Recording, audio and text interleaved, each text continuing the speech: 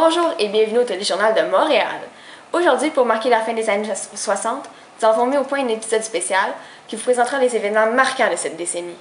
En résumé, nous allons vous parler de l'élection de Jean Lesage qui a eu lieu en 1961, de Claire Kirkland-Cassegrain et pour finir, la fameuse construction du métro.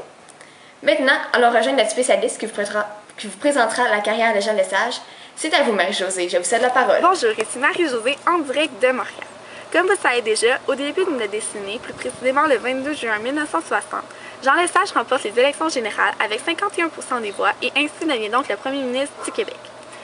Avec sa victoire, Jean Lesage met un terme aux 16 années du pouvoir de l'Union nationale. Puis avec son slogan « C'est temps que ça change », rebaptisé plus tard par la Révolution tranquille, Jean Lesage apporte beaucoup de changements dans le Québec, tels que l'hospitalisation gratuite, la création du MEQ et l'âge légal pour arrêter l'école était de 16 ans. Ainsi, le rôle de l'État était accru. De plus, la population aimait beaucoup Jean Lesage, étant donné qu'il a apporté un vent de fraîcheur sur le Québec après les années noires. Et il a également travaillé de main dans la main avec Robert Bourassa, puis ensemble, ils ont accompli de grandes choses dans le monde de la politique. C'était Marie-Josée en direct de Montréal. Merci Marie-Josée. Passons maintenant à la chronique avec Claudine sur l'aménagement du métro.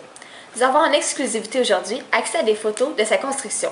Bonjour, c'est Claudine. J'ai eu la chance de trouver une vidéo du maire Jean Drapeau et d'un ouvrier qui a aidé à la construction de la maquette du métro. En voici un extrait. Bonjour, je me présente, je suis le maire de Montréal, Jean Drapeau.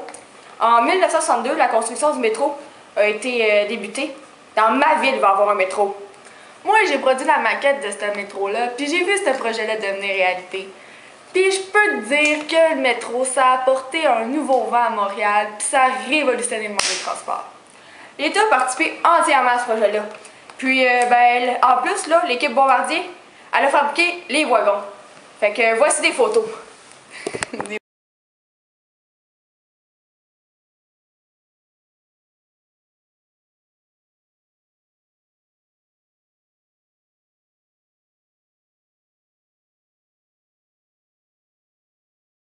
Hey, faut pas oublier que Montréal a été deuxième au monde à utiliser des rampes montées sur pneumatiques. En conclusion, métro, il a révolutionné Montréal. Puis personnellement, la population était bien satisfaite de ce projet-là. Merci. Oh, quelle intéressante vidéo! Merci Claudine. Maintenant, nous allons vous parler d'un événement très spécial de retour Pour à terminer cette émission spéciale, je vais vous parler de Claire Kirkland-Cassegrain, c'est-à-dire la première femme à entrer au Parlement en 1961. Suzy, parlez-nous un peu de cette dame. Tout d'abord, Claire, fille de Dr. Kirkland, a été la première femme à entrer au Parlement. Elle a siégé de 1961 jusqu'à 1973, ce qui représente une bonne partie de temps. Puis elle était beaucoup impliquée dans les causes féminines. Elle a également apporté la loi 16 qui a été mise en place en 1964, ce qui a aboli les incapacités juridiques de la femme mariée. Merci beaucoup. Et quelle a été la réaction de la population? La population elle avait quand même une grande ouverture d'esprit sur le statut de la femme en général. Puis la politique a mis beaucoup de changements pour améliorer la condition des femmes. Merci d'avoir été avec nous pour cette émission spéciale. De retour demain à la même heure.